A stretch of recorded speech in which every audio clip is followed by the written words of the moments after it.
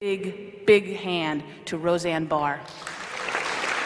I thank you all so much for coming. I think I won't be up here long. You're going to hear really important and interesting and life-affirming, life-changing things tonight, if you're paying attention at all.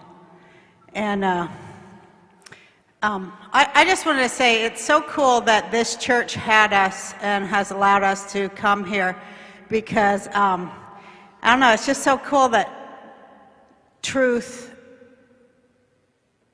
is being spoken in a church. It's like a first. It's like a miracle is what it is. I got to tell you, I feel the Spirit moving me, because I feel the Spirit. I feel the Spirit of the Most High thing on earth, which is the truth. And this is exactly where it should be spoken, is in places that are big multi-million-dollar monuments to supposed truth, but really aren't, have nothing to do with it. It seems like have more to do with suppressing the truth than bringing the truth. But boy, what a great night this is. And for me, it's a great night for me because this is my Sabbath. Friday night is my Sabbath.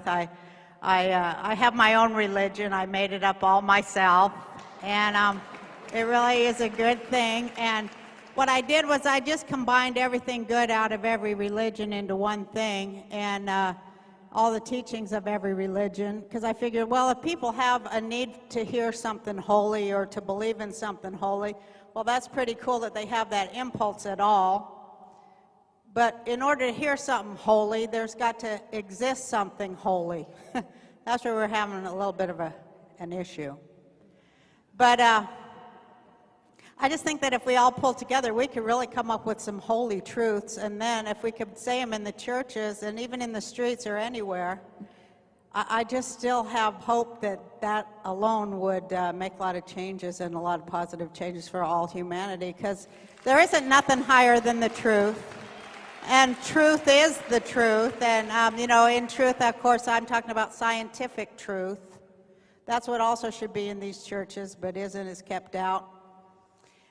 There's just so many paradoxes. There's just so many things. This is what mind control does to us. It seems to start at a church level, too, for most of us. But mind control, man, a lot of people left the church because, they kind of got wise to a lot of the happenings inside the church, which have to do a lot with, horrific child abuse, pedophilia, money laundering, and blah, blah, political action committees, all the horrible things. But, that there is something holy in the world called truth, and that has data to back it up, is pretty fantastic. That it exists at all is fantastic.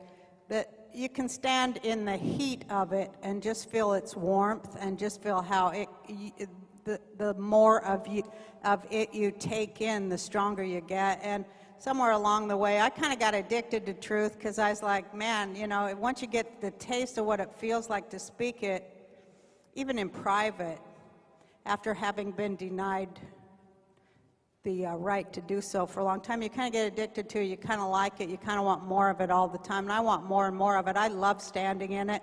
I know that people who tell the truth, people hate people who tell them the truth. I know that. I've kind of learned that along the way. People, they really hate your guts if you tell the truth and stuff. And, they say they love truth sayers and truth tellers, but they really only like you after you've been dead about 400 years. And mostly if you died in a horrible, torturous way for telling the truth, then they kind of like you for being a truth teller, a few hundred years after you're dead.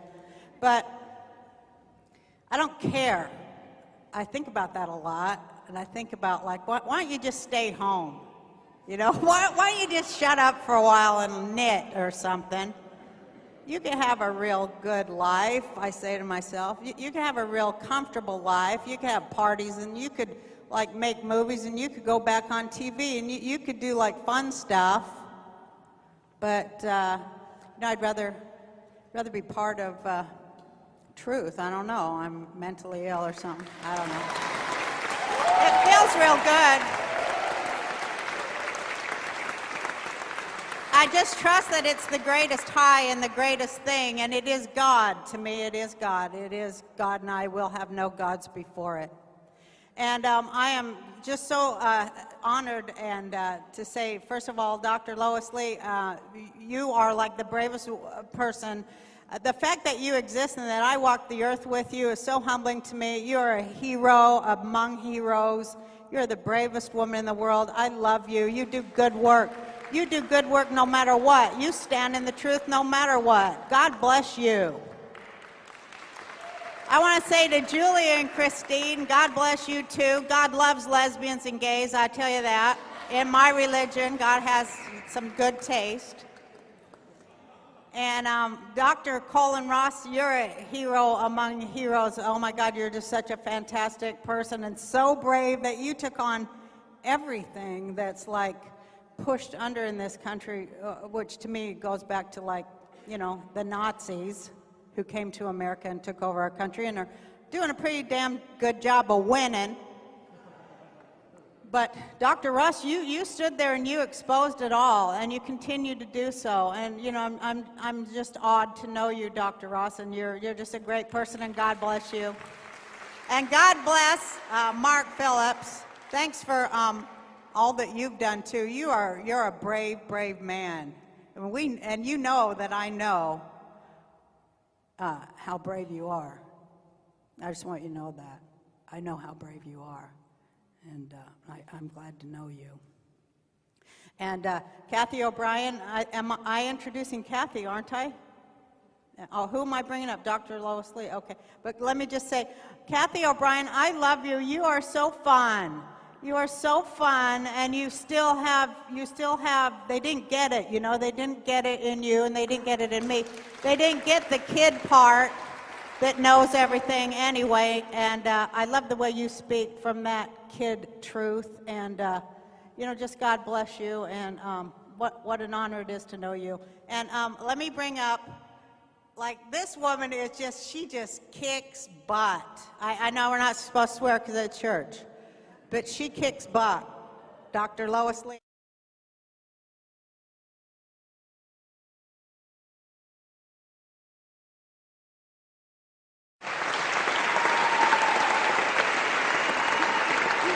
Well, thanks so much for inviting me here, and thanks so much all of you for coming.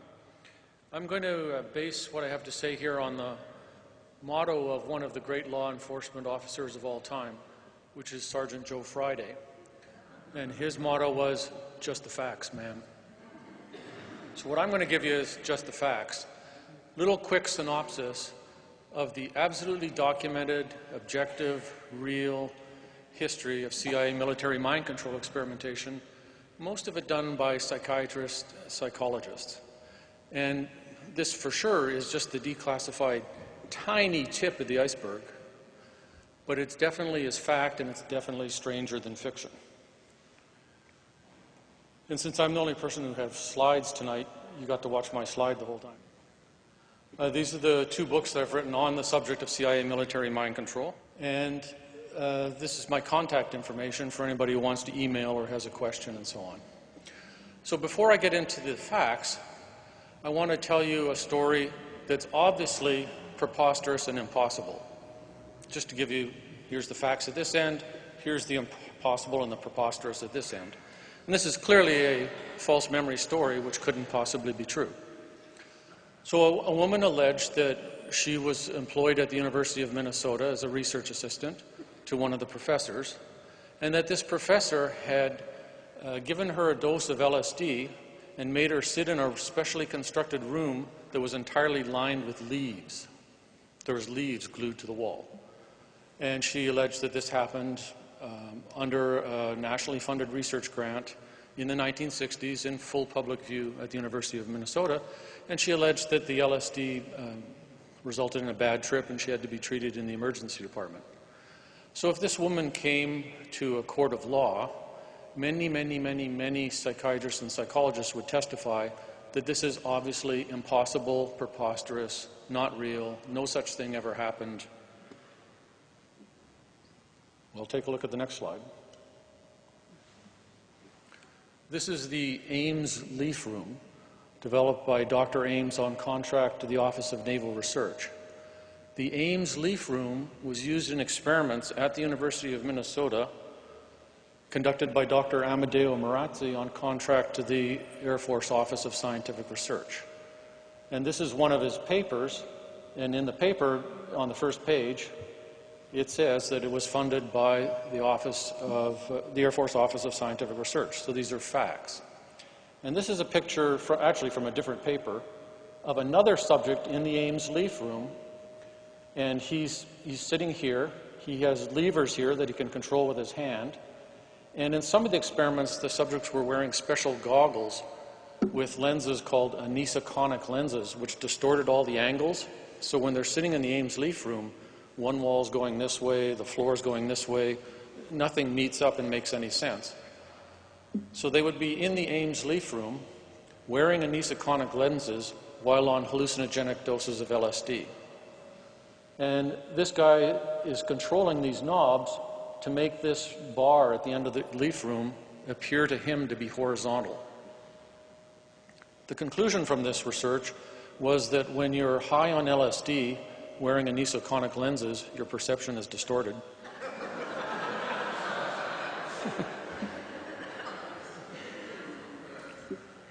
But Amadeo Marazzi was not an amusing gentleman. He was a contractor at the Army Chemical Corps at Edgware Arsenal, and he studied many, many different types of compounds for mind control, to cause derangements of the mind. He was contracted to the military, and the military was conducting this research not to figure out how to treat medical disorders, but how to conduct interrogations, drag information out of people, and erase memories. This is a photograph, and there's the web page at the bottom here. Somebody emailed to me, and I went to the web page where the photograph is posted. And this is a little girl, according to the photograph, this is unverified, who participated in a CIA mind control program called MK Ultra. Now, whether or not this photograph is staged or real, this is a picture of the kind of documented experiments that were done under MK Ultra and related programs, where people were kept in bed for weeks or months at a time, given extremely high doses of electric shock. One woman I interviewed, whose medical records I have, who successfully sued the Canadian government and was reimbursed for the damages, from May to September 1965, she had 103 electric shock treatments. Each electric shock treatment, the button was pushed 6 times instead of once. So she had the equivalent of 600 shock treatments in a period of months, which permanently erased all memory from age 25 back. When I interviewed her in the 1990s, she was a very pleasant, normal, gifted, engaging, entertaining, lovely woman who still could remember nothing from age 25 back. These experiments were conducted at the university in Montreal, McGill University, which at the time was really the leading university in Canada, on contract to the Canadian government and to the CIA. And the purpose of the experiments, obviously, is to figure out how to wipe out somebody's memories permanently if they know things that you don't want them to know. This is just a quick listing of the main declassified projects, which started in the early 50s. Bluebird and Artichoke were actually signed into existence by the director of the CIA in April of 1950, 3 months before the start of the Korean War.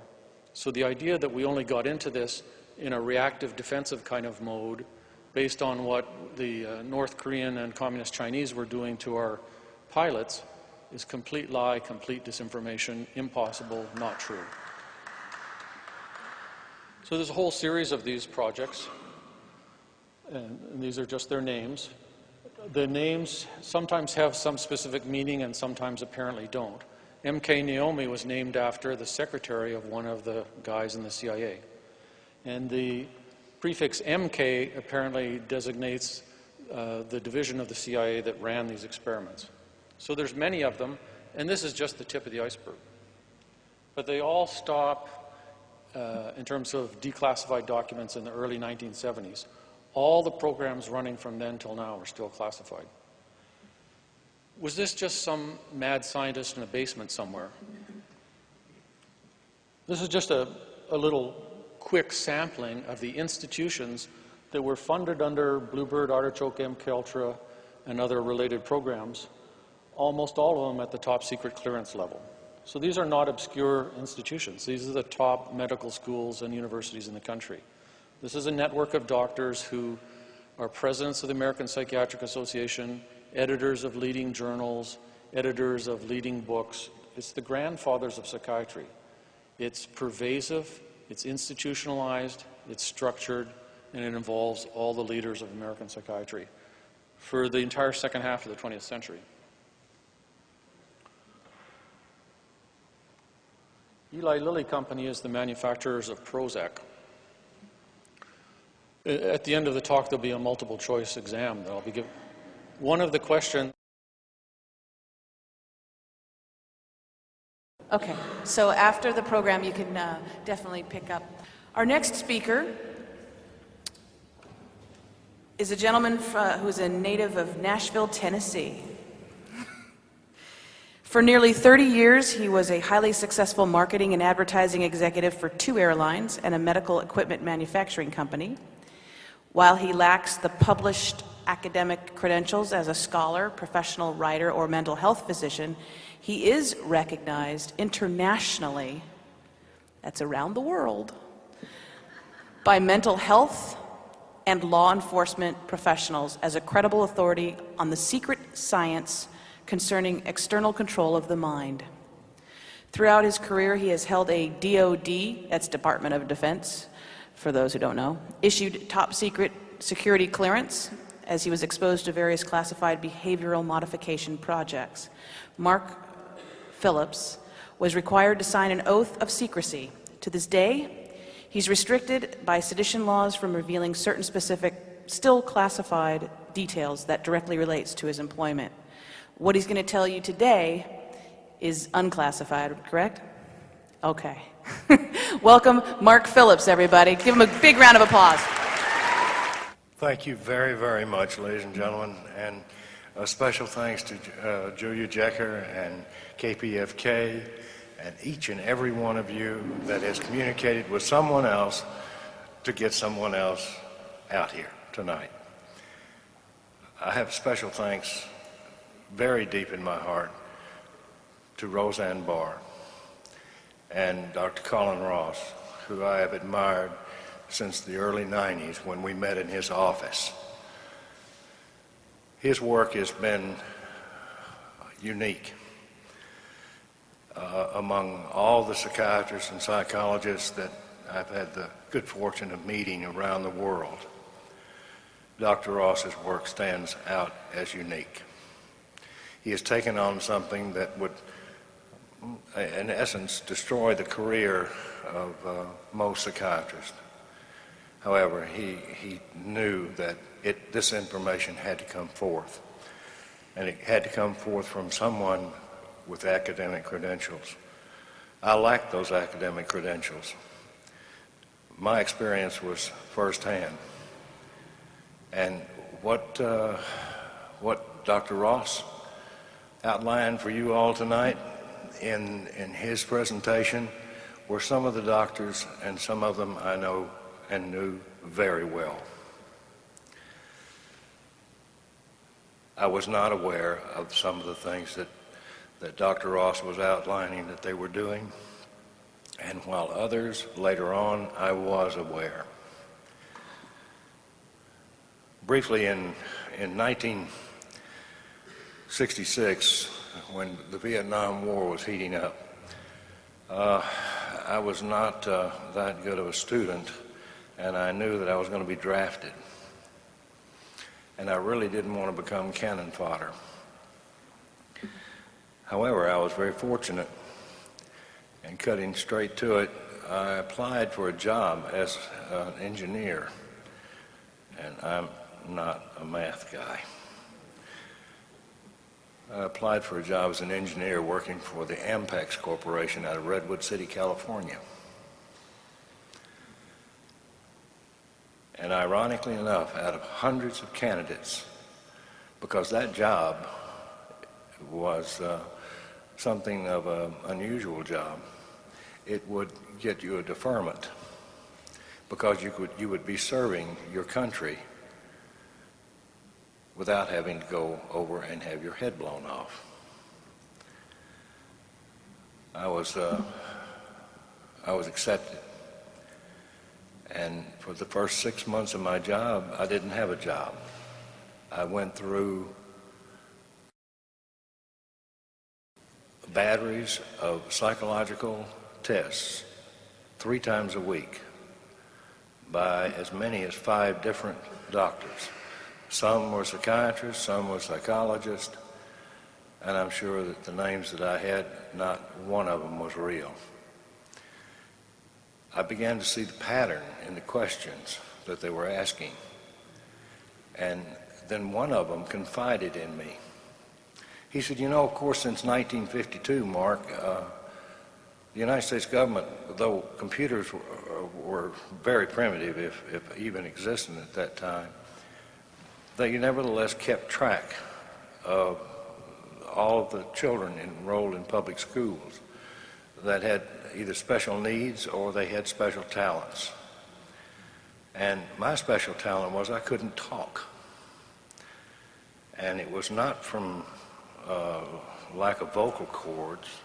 It was the fact that I stuttered so horribly that I just gave up. This was something that the government became very interested in because I lived in my head until I was about 16. And I was fortunate to get some speech therapy and learn how to talk. So the government recruited me. And what I saw over the next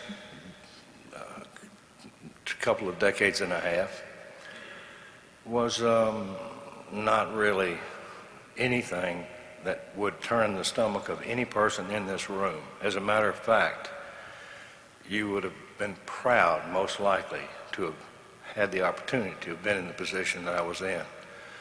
I worked at some of those places. Tulane.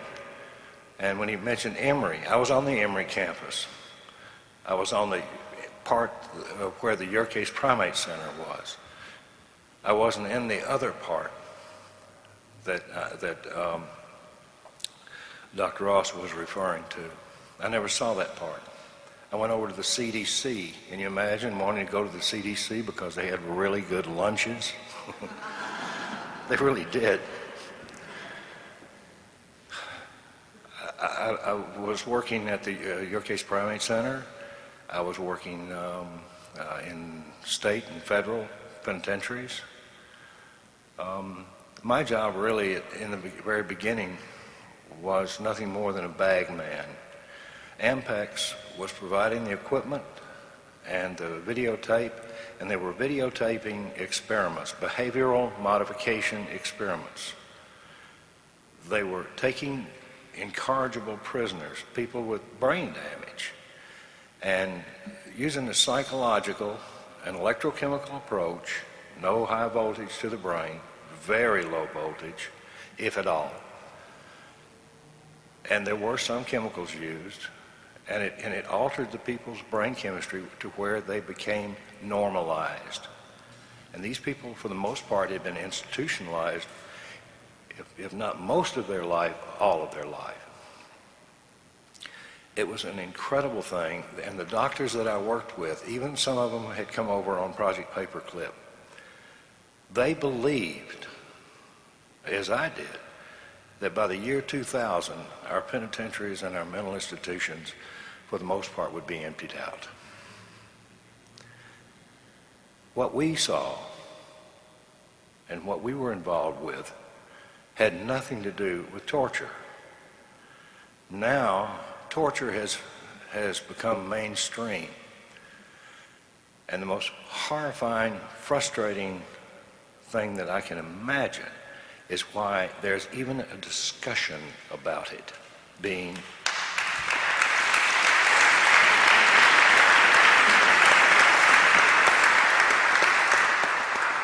being a tool to extract information. You don't extract intelligence using torture. I mean, this has been known since the Inquisition. I mean, this has been around forever.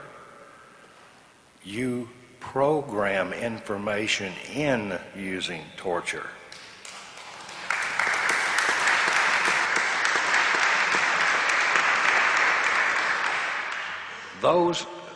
Those people that are on your TV sets advocating torture, Kathy named in her testimony that we provided both houses of Congress, intelligence oversight committees. And by the way, I do have some sympathy for them.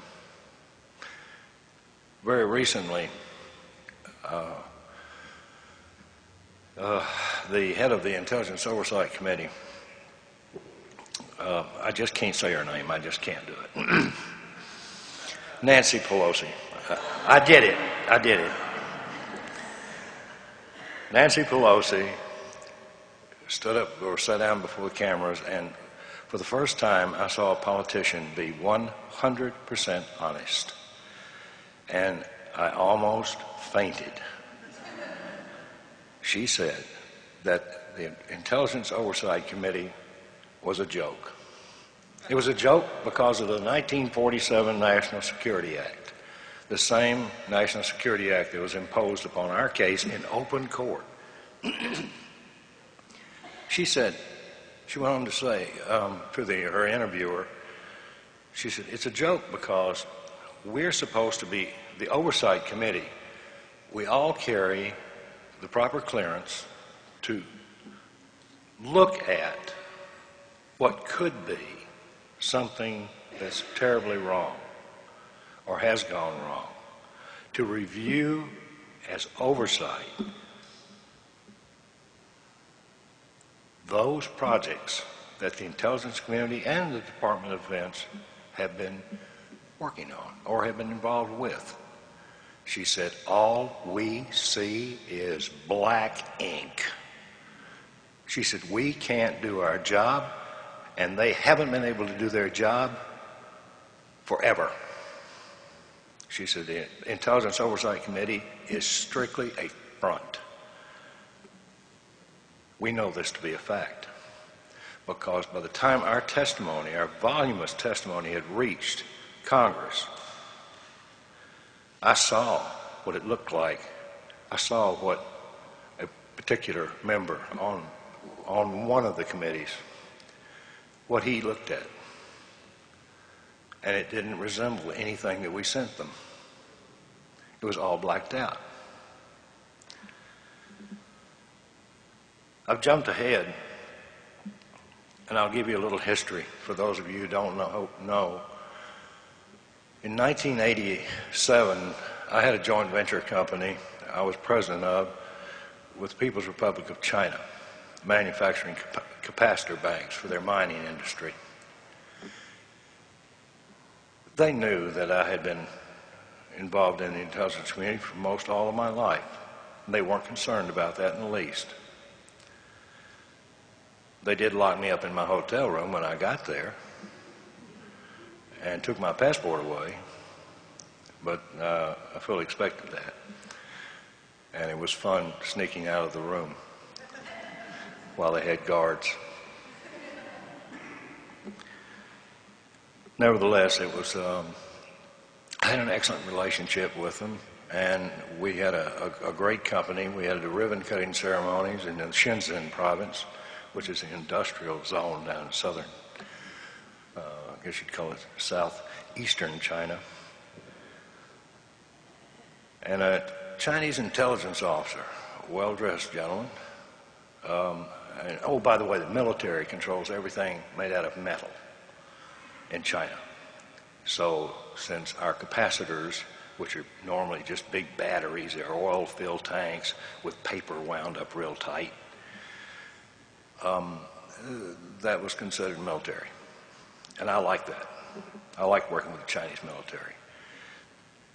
Not only were they shrewd business people, they were also very honest.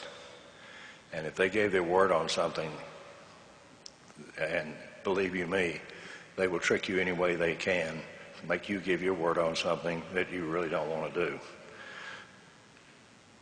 Though I was approached by this intelligence officer, and he had a small attaché case, and he opens it up and he began showing me a file on myself. And I knew right then that my business with Chinese was finished, because I was going to go back and contact someone I know with the Department of State and tell them there had been a national security breach, because the files that on me that were classified, I was looking at either the best photocopies or I was looking at some original files, because you could tell they were weathered, you could tell that they had the original stamps, and everybody that looked at them had signed off on them. And I was absolutely convinced that someone had taken my files and just casually shown them to me. This was a rude awakening, because at this point, the jubilation in my heart about our business and the ribbon cutting ceremony had suddenly gone downhill until it got worse. This intelligence officer explained to me that I had a partner back in the United States by the name of Alex Houston, who was a country music entertainer, by the way. Not an entertainer, please. We have a great entertainer in the house. To call Alex Houston an entertainer is not a good thing. But he was a ventriloquist. He was a stage hypnotist. And he was one, I'm a linguist, and I listen to people's subconscious language. And I'm also a graphologist, and I look at their handwriting. He was not only a crook, he was a liar, and he was a thief. And I thought that his sexuality was completely turned around to where he was what I would call trisexual. Anything. But nevertheless, I didn't have to have much association with him. And then when the Chinese told me that I had to get rid of him, they even provided me the funding to pay him off. But I found out that he had a young woman and her little girl in his charge, and those were the words. And I said, what is he doing with them? He said, child and adult prostitution, money laundering, and this child and this mother are being used as drug mules. And the last line was, and it goes all the way to the White House. He didn't say a word about CIA. He didn't mention one single thing. He said, except it goes all the way to the White House.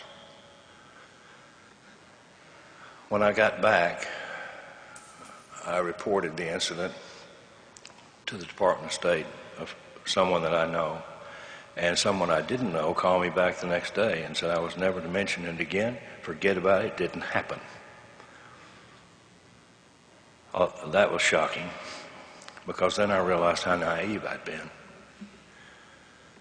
And then when I met Kathy briefly at the airport, and I saw that 1,000-mile stare, no color in her eyes, just big black pupils and a perpetual smile.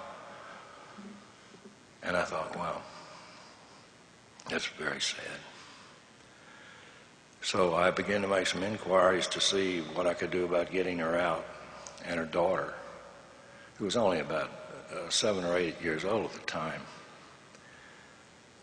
And I found out that there was nobody interested in helping. But because I'd made some inquiries,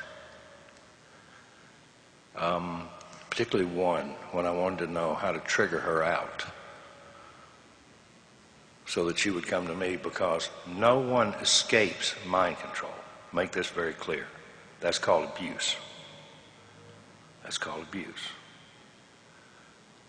There's a thing called Stockholm Syndrome where the person who's being abused becomes sympathetic with their abuser. They become totally compliant. If you told them 1,000 times a day they were under mind control, you would only serve to agitate them. Never can you convince someone that they're under mind control if they are under mind control. It's impossible. I had to have help. And the only people that I knew to go for help to were the very ones that were capable of doing something like this. And I shuddered to think that some of the people I had trusted so much could have done it.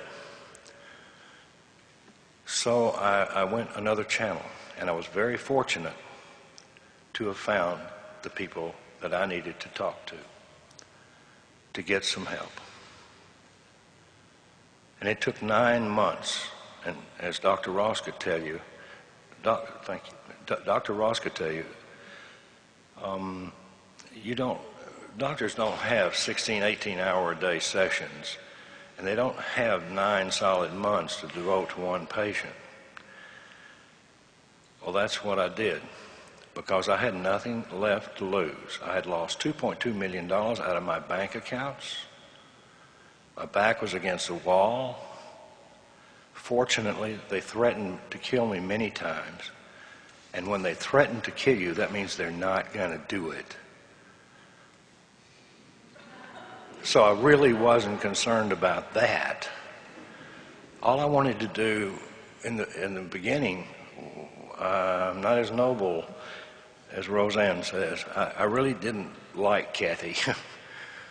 And all I wanted to do was get back to my work.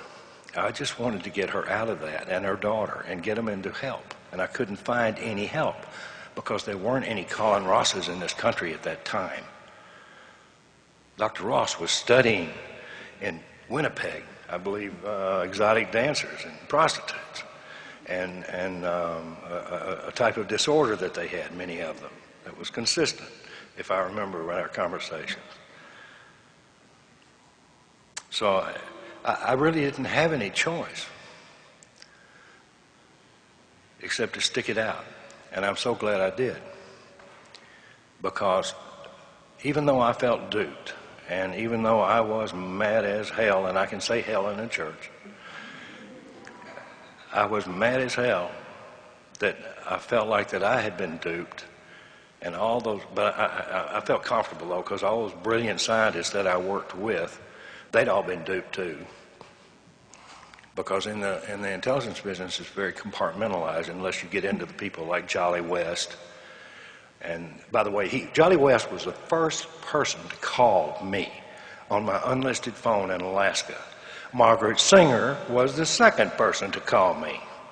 And Margaret Singer said if I didn't come down to LA, she would send somebody up to see me.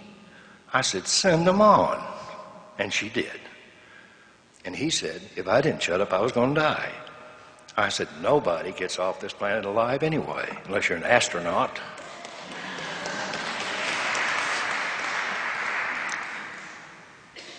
I was very fortunate because when Kathy came together, she came together and became who she is today. And, you know, we don't have a chance to have many heroes in life. But I have a hero, and she's my hero. And I'm here tonight. I'm very, very, very grateful to have the opportunity to introduce the love of my life and the hero of my life because of how many people she's helped. And we want to perpetuate this through Access Denied for Reasons of National Security, which was a book that Kathy wrote about how she was deprogrammed, how she recovered. And it helps people of all levels. And I'm not talking about the kind of abuse that Kathy had necessarily. I'm talking about all levels. From all of us that were traumatized by 9/11, by all of us who have been traumatized by just living on this planet. She's helped tens, if not hundreds of thousands of people through that one work. I would like to catch up. I'd like to see us catch up with some other people that have come along down through history. Not because we want a name in history. Frankly, I would just assume no one knew my name. And I liked it that way. I lived that way. Nobody knew who I was. Now, it seems a few people do. And what's important is now they identify me with something good instead of something bad. And that's a good thing. I'd like to take this opportunity right now to introduce Kathy O'Brien. Come on.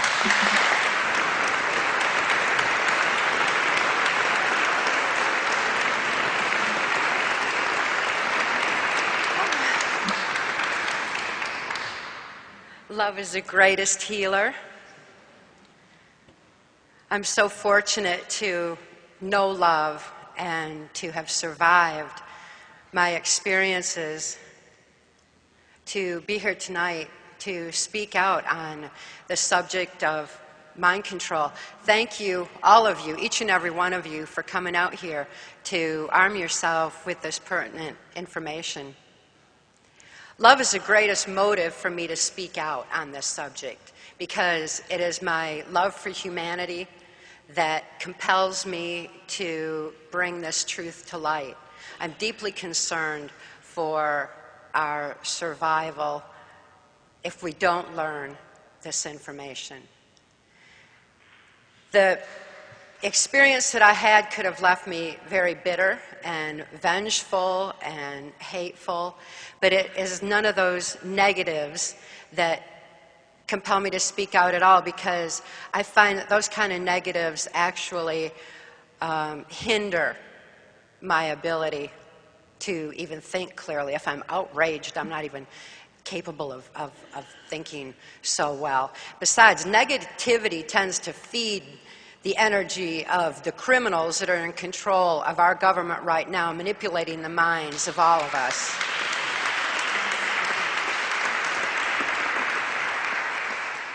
Now that I'm free to speak out, and now that I know love, it feels so good to realize that there are good people in this world, that there is good and bad running through everything. Here we are speaking in a church, and yet a church was so much a part of my abuse.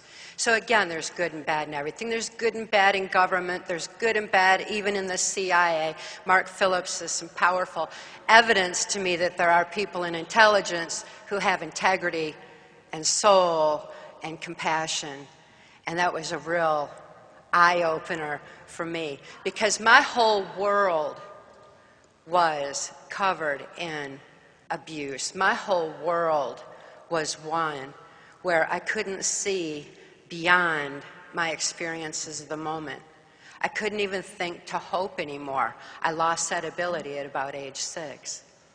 How it happened was that I was born into a multi-generational incest-based family like so many other people are. There's certainly nothing rare about it.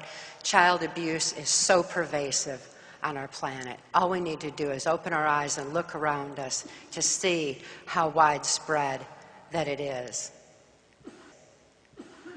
The sexual abuse that I experienced left my sexuality heightened, which is very common in a situation like that.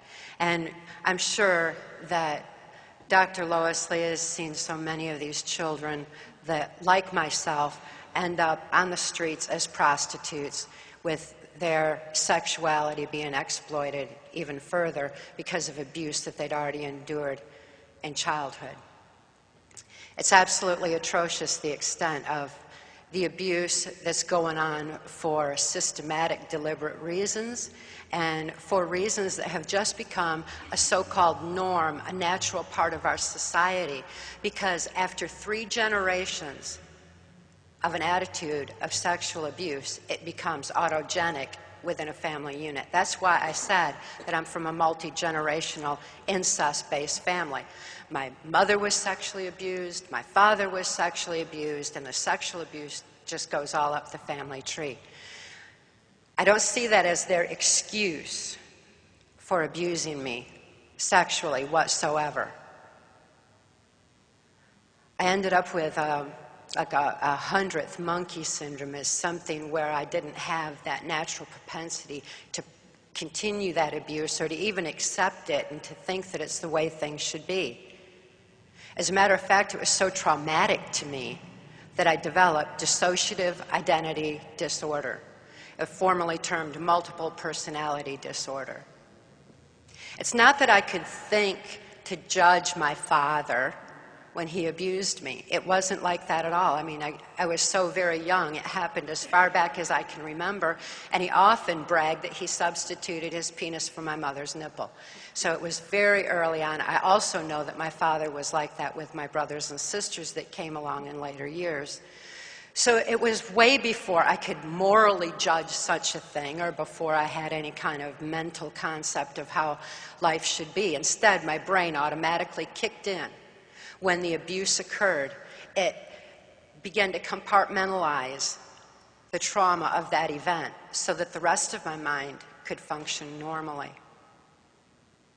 My father's sexual abuse of me was horrific because it suffocated me and it caused a lot of pain as a very, very young infant. At the same time, it put my sexuality into a survival mode that was the equivalent of breathing or eating or drinking. It was just became a very strong base instinct.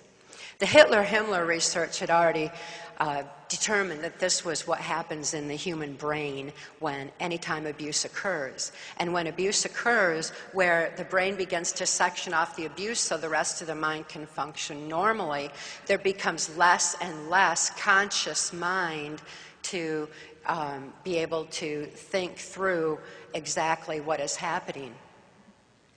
They were very much interested in this because if the traumas are repeated enough and there's enough compartmentalization created in the brain, then the subconscious mind is left wide open to being manipulated and easily led.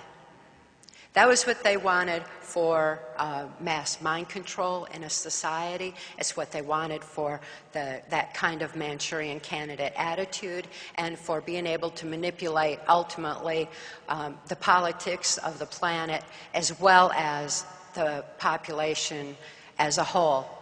These experiments that Dr. Ross referred to were so heavily going on when I was born in 1957 that by the early 60s, mind control was in full swing. The CIA was taking information from what the Catholics had long since learned about the effects of trauma on the human mind when they did the Spanish Inquisition and the Crusades, and they found out how people responded to that kind of trauma, that kind of torture. And it was so strong on the population, as a matter of fact, that it ended up where the few free thinkers that were left went underground, and secret societies began forming and spinning off that. I'm not saying secret societies are right or that they're good, but they came from horrible, torturous abuse that was going on, that was trying to control people and steer them into one belief rather than leaving them to their own normal development. Project Paperclip had already happened, and the Nazi and fascist scientists from Hitler's Nazi Germany were brought into the United States, and the information was being combined with this information from the Catholics that the CIA was combining into a very powerful form of mind control. The MKUltra mind control projects were very strong, but they weren't just experimental at the time that I was in. They were already absolute. They knew exactly what they were doing. And they even had it established where they had a certain faction of the government set up to target children like my dissociative identity disorder, where the memory of the abuse was compartmentalized into those different compartments. Along with that compartmentalization comes a 44 times visual acuity, because it's like you get these eyes in the back of your head to see if the abuse is coming. And when people have been horribly traumatized, you'll notice that their eyes are wide open, and very often you see the whites around their eyes. Their blink responses aren't aren't even proper. But that's because the body is going into this mode of, trying to stop the problem before it happens again, or is trying to stop the traumas and the horrors before they occur again. Additionally, it's like we use 10% of our brain. I've heard figures 8 to 10% of our brains is about what we use. Well, when you have that kind of abuse, it like blasts you into other parts of your brain. And so you end up in using other parts that most people never get to because they don't even know that it exists yet. Because the information that's so important to know about our own brains that we all have a right to know have been suppressed for so-called reasons of national security, so that the information can be used to control us instead of to let us know what our brains are capable of. Our brains are capable of far more than we ever dreamed, and I feel really fortunate to have survived my ordeal to know what our brains can do and to be able to exercise mine and use mine for freely in the ways that everyone should know we can do, such as the 44 times visual acuity. I recently used that when I was diagnosed with cataracts and I was going to have cataract surgery and all, and I thought, if I can have 44 times visual acuity, why can't I fix this part of my eyes? When I went in for the pre-examination set up for the surgery, my eyes were 100% cured, and they have stayed that way.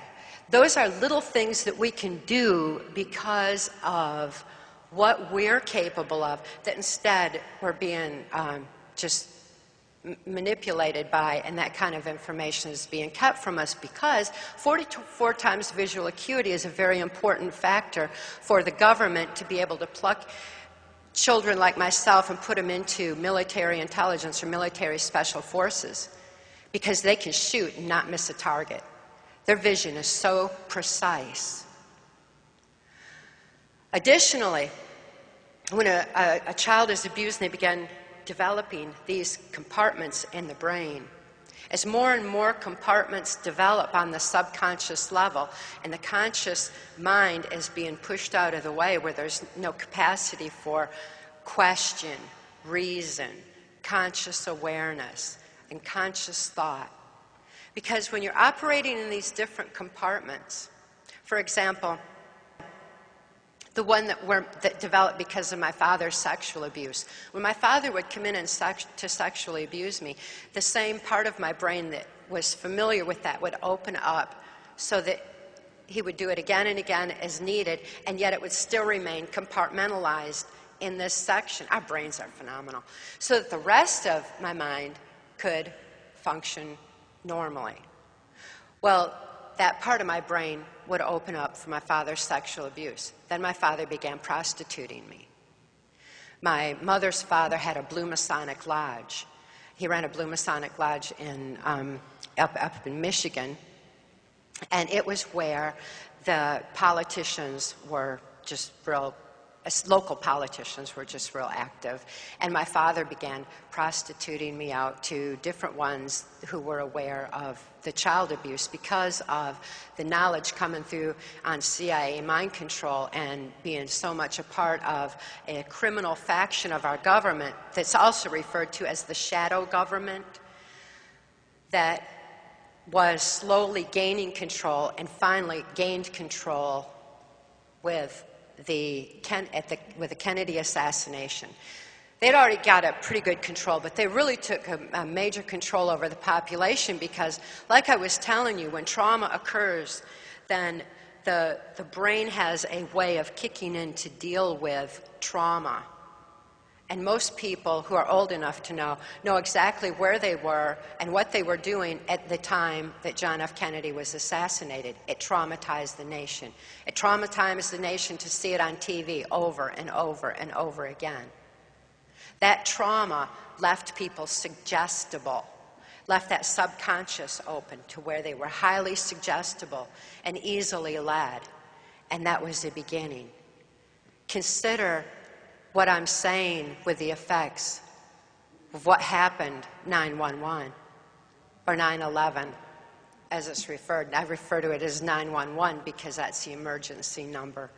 And they like to do those kind of number games anyway. It was also Flight 11 at 9. So they were playing that with the numbers, but nevertheless, on 9/11, the whole nation was traumatized. And in that trauma, people became suggestible. And how many people ran out and bought a flag, you know, because that was what we were told to do. And the compliance of the people at that time was so strong, and it gave the shadow government a firm control over all of us that is just finally now shaking.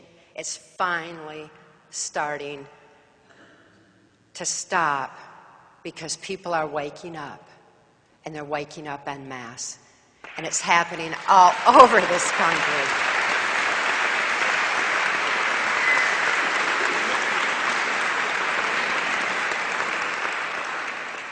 Mark and I travel outside this country, and we're thrilled to see how much more wide awake and aware the rest of the world is at this point, where they have a compassion for people in the United States, knowing that we are not our government. We are not that shadow government that's taken over, that the people here are rising up, they're gaining voice, and they're standing strong by issues of 9/11 and taking action in their own communities. Mark and I have been speaking out on mind control for over 20 years now.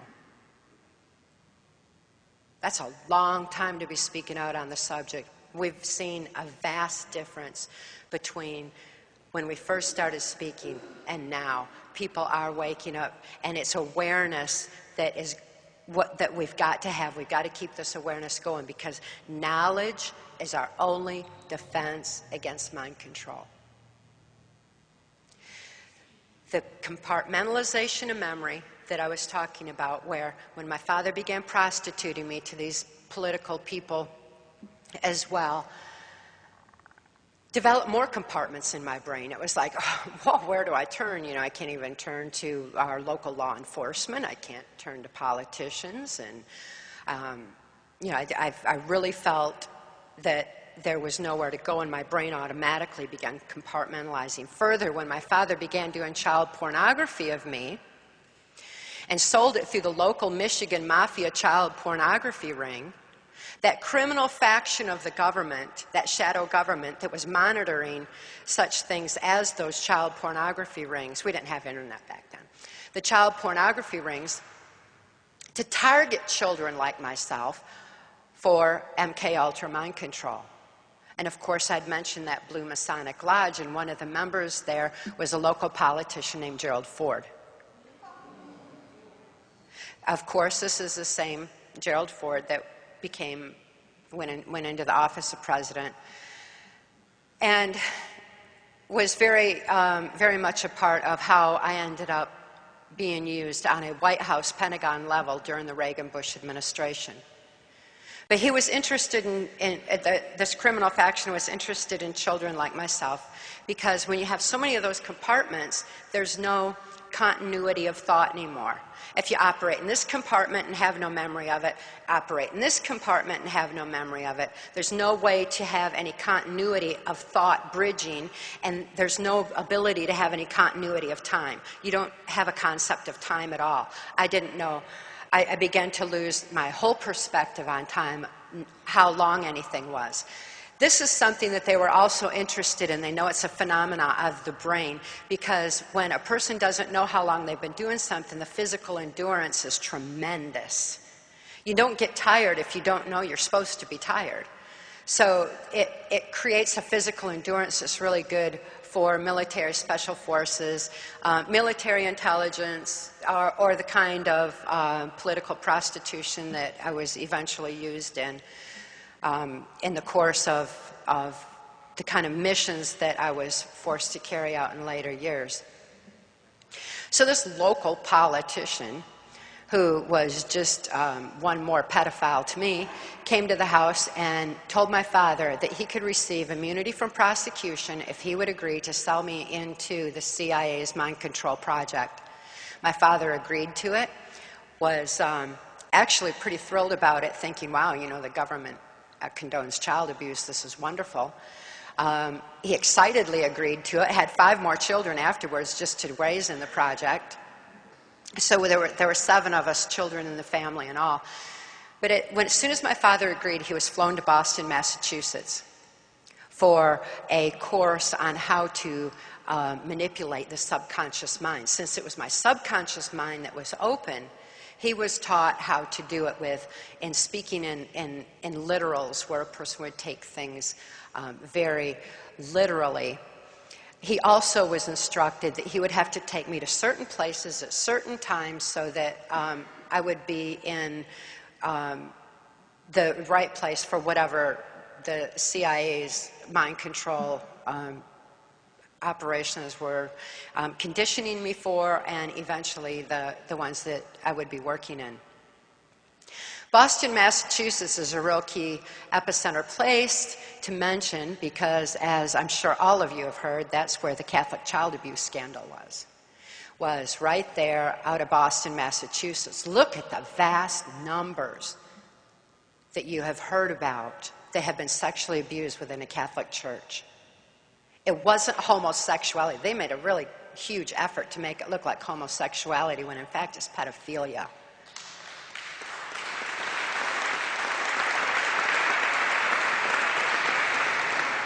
They just love to put those kind of emotional diversions out there to try to divide the people instead of get right to the truth, because truth unites us.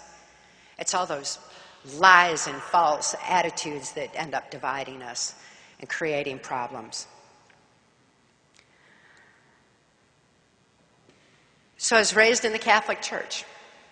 I had been all along. Our church in Muskegon, Michigan was actively involved with the CIA on mind control. I certainly wasn't the only one. As a matter of fact, I thought it was the way life was, because everybody I knew, there was some horrible abuse going on. It's like it was a way of life in Muskegon, Michigan. It has since been termed the pedophile capital of the United States. That came out in the Muskegon Chronicle, and it's a widely known fact. Muskegon, Michigan is a horrible place to have come from, but it really gave me the idea that that's the way the whole world was, when in fact, obviously, it's not. But neither are all Catholics bad. You know, I've certainly learned since then that there are Catholics who are very determined to bring that criminal activity out of the church and bring it back to whatever. And it's supposed to be, when you consider the Crusades and the Spanish Inquisition, man, it's quite a history of it they've got to undo there. But nevertheless, there are some people that are aware and are making a difference. But for me, it only added more compartments to my brain, because then I was subjected to occult ritual. Occultism is a horrible blood trauma that certainly created more compartments in my mind. The Catholic aspect was just one more horrible thing to know. Well, you know, you can't even turn to a church for help. And it's been all these years before finally even the child abuse began to shake the very foundations of the church. And yet they were still, you know, diverting things. I mean, whoever heard my name with that Catholic child abuse scandal? I mean, I certainly wasn't able to be part of any lawsuits, even though the ones that were prosecuting it referred to our book, Access Denied, for reasons of national security, because of the pertinent information in there on not only why that kind of child abuse was going on, but how to heal from it, because there's a lot of people that need help, and to be able to heal from varying levels of child abuse, of sexual abuse, varying levels of the suggestibility and ultimately mind control that is resultant from those traumas. My father was also told to take me to the governor's mansion in Michigan, which was located in Mackinac Island, and the governor at the time was George Romney. Of course, Mitt Romney is his son, and that's very important to know. We need to pay attention to our politics because it's not about naming a certain name so that you know who these people are, because it's just going to replace them with somebody else. And now we've got generations. George Romney was the one who was part of my victimization. He's the one who was actively involved in merging Catholic information with the CIA information on mind control in order to bring it into a more powerful form of mind control, which combined with technology, which we have today, combined with technology, was the most powerful form of mind control that was being brought into the Mormon Church. And the Mormon Church was something I was exposed to later on, and it is a very powerful form of mind control. That one needs to clean up their mess next.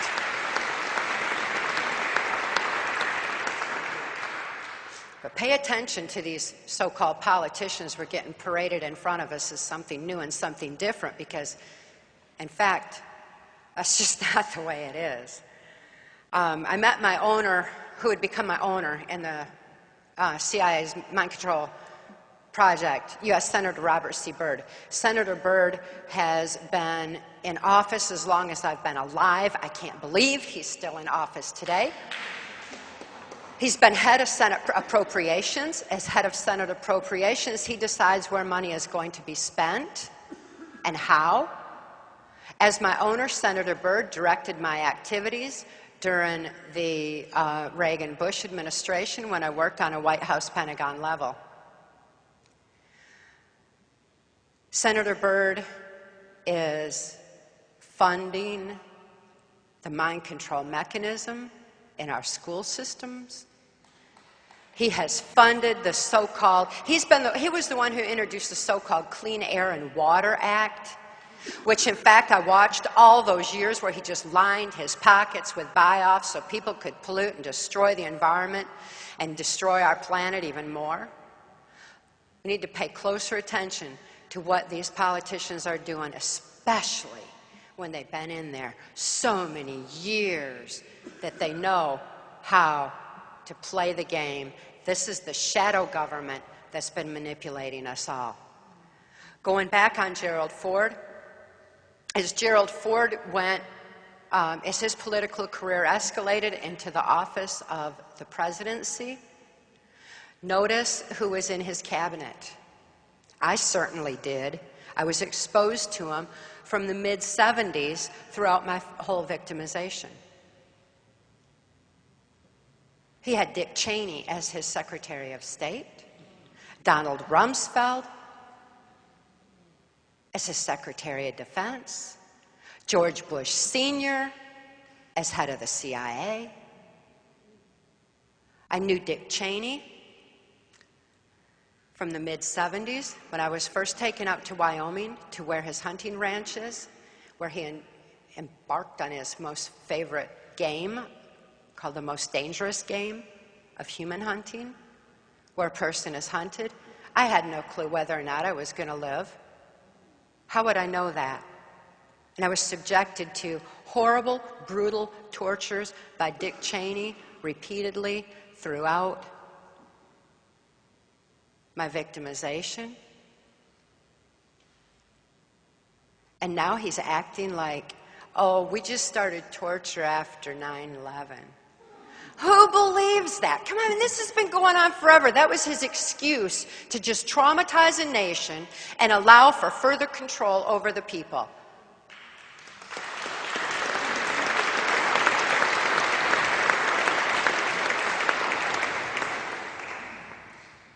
There's a whole lot more torture that's going on than waterboarding.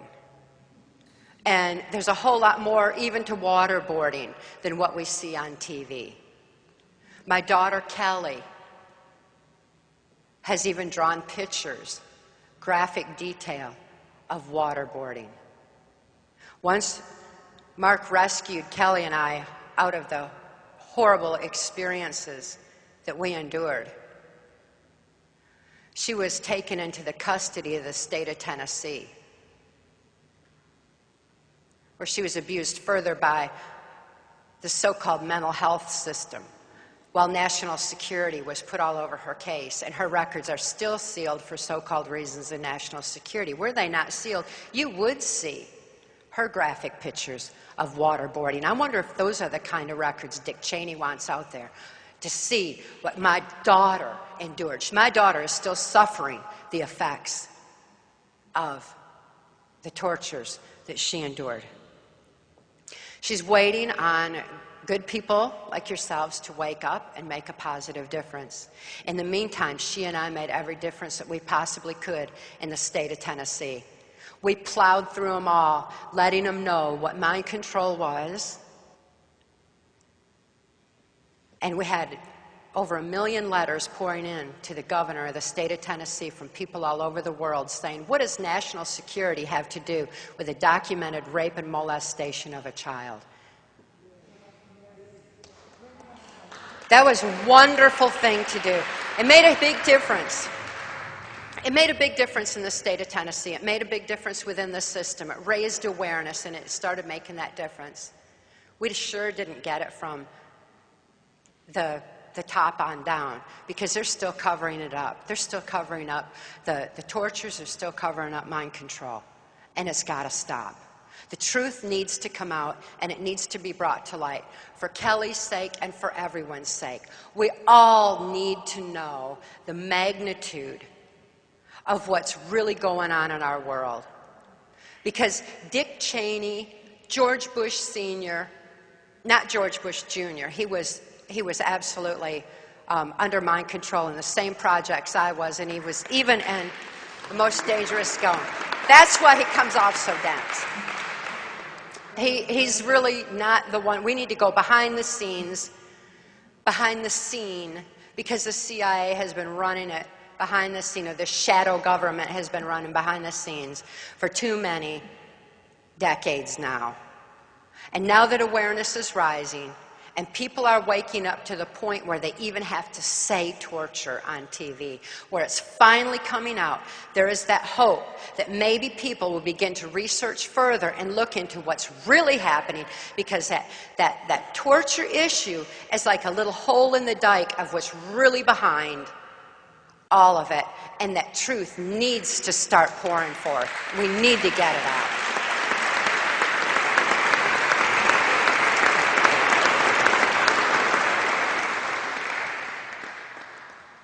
I'm so fortunate to have survived it. I have so many stories that I could share with you about the different operations that I was used in, the horrible tortures that I saw that go far beyond waterboarding. Those are in graphic detail in our book, Transformation of America. Trans was written when national security was slapped on our case, and it was written so that that information would be out there. It's comprehensive detail, but it's very graphic detail. And for someone who's been victimized, they don't need to know that. They need to know their own truth before they know someone else's. They need to find that truth. And Access Denied was written for them. It was written for the population that's been traumatized by 9/11. It's for a population that's been traumatized by watching these criminals in control of our government making us look like something we're not to the rest of the world. It's these people who've been traumatized by everyday life, by what's happening in their own lives with the economy. It's for people who are horrified by the abuse that they're seeing going on around them. It's for every one of us, because this is a rough planet. And it will teach you what I learned. It will teach you the truth that I found. Once I healed from my mind control victimization, and once I remembered all the details of all those government operations that I was tortured to forget. Now, they weren't extracting information. I said tortured to forget. Dick Cheney knows, and I know he knows it because he's done it to me. Dick Cheney knows that torture is to make people forget and to program them with anything that's put into their subconscious mind at that time. And those were the kind of operations that I was forced to do. You certainly can't extract information that way. There's a whole lot of other technologies out there. There's a whole lot of other methods out there that do work that are very simple. They don't need to torture. There's no excuse for torture other than to traumatize people, traumatize a nation, and to control a mind. It's got to stop. Dick Cheney has got to be stopped. It's up to all of us to be able to make that difference. Bringing Dick Cheney down is not going to stop the shadow government. Bringing Dick Cheney down is not going to stop torture. It's not going to stop the shadow government. It's not going to make the changes that we need in this world. It's not enough. It's already too big. They've been at this too long. Instead, it's up to each and every one of us to make that change within. When I woke up from mind control, and I realized that there's good people in this world, I had hope again. When I woke up from mind control, I woke up to realize that there was a form of mind control that blanketed society where people were really dumbed down. It was like I came running out of hell saying, there's mind control, you know, and help my daughter, help me, and yet nobody knew what it was. It was like I was screaming about a hell and nobody could even see it. It was like, how can this be? And I realized that people had been dumbed down and they'd been conditioned. And that what I had seen that could be done technologically was actually being implemented. What I knew when I worked under Bill Bennett, Ronald Reagan's education secretary during the 80s, that they were bringing the mind control into the school system in order to increase the children's learning capacity while decreasing their ability to critically analyze. That's what's been eroding at our society for so long now. And I woke up to that and went, wow, I got to share this information. This is important that people understand exactly how our brains really work. They know how our brains work, and they're manipulating us by that knowledge. Knowledge is our only defense against mind control. We need to take that knowledge. I could talk for hours, and there's still more for you to research. And I encourage each and every one of you to please do it. I encourage each and every one of you to share the information with those that you love and people that you meet.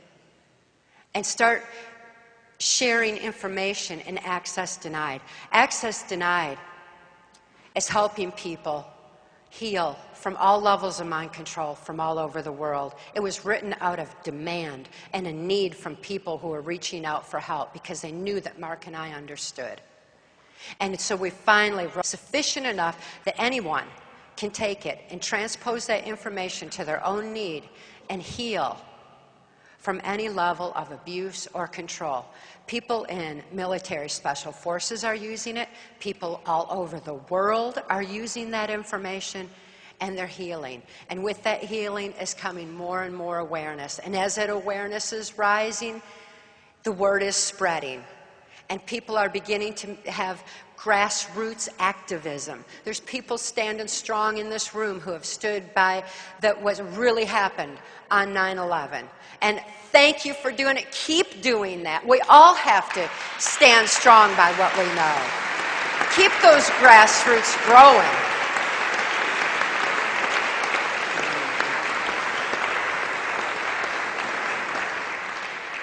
Everyone, please take the information and spread the word, because knowledge is our only defense against mind control, and this is the truth that makes us free.